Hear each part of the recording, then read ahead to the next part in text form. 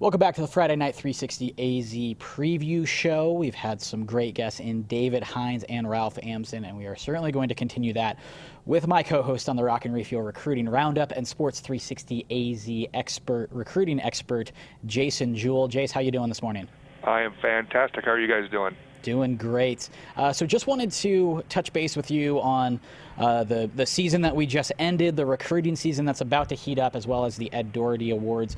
What is the biggest storyline in this 2018 recruiting class that people should keep an eye on moving forward as we approach that early signing day? Well, so the biggest story right now is this is kind of uncharted territories as far as with this new signing period. How is it actually gonna shake out with kids?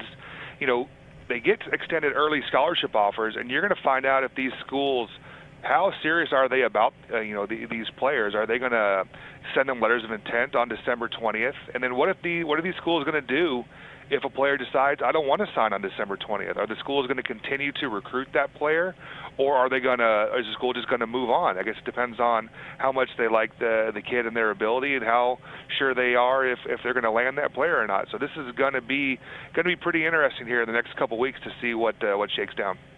What surprised you most about this 2017 season?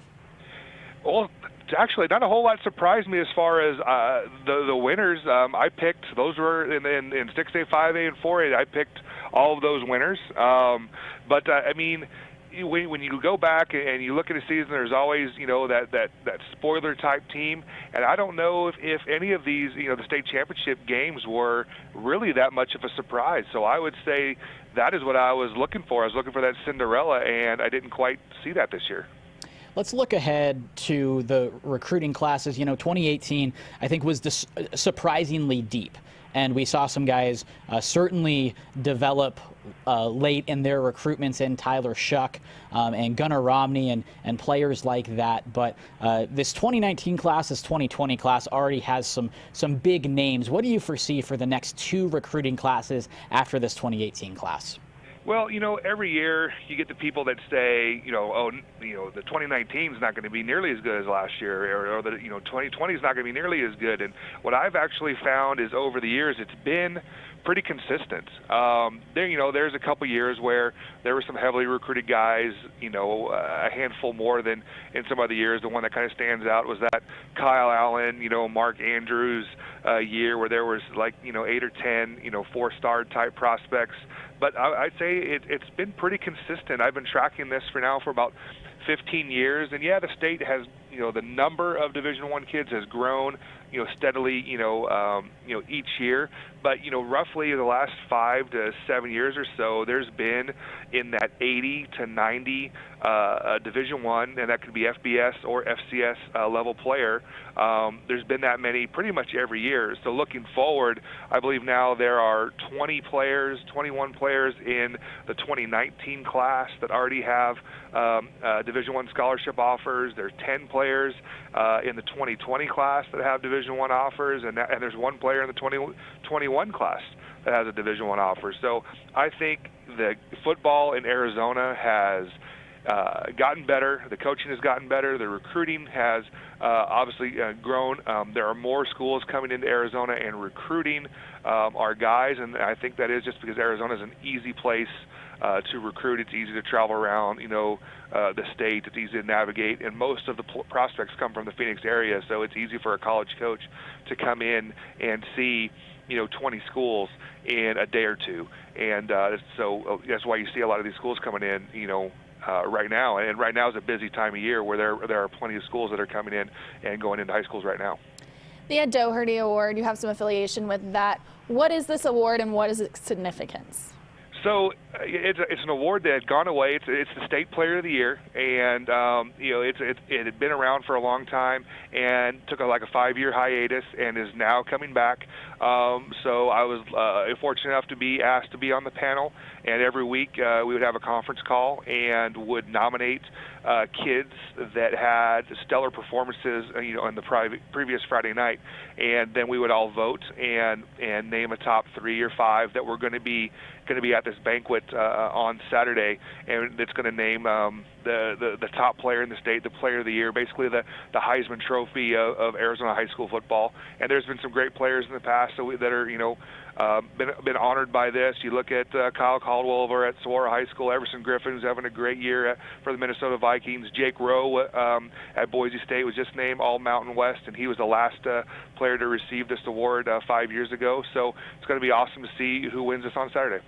46 players have earned medallions in the regular season and are among that group. Just when you look at that field, just what sort of talent are we dealing with?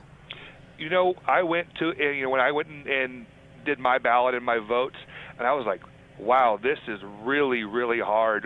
We had to narrow the 46 down to a 15, then down to a 5, and then down to your winner.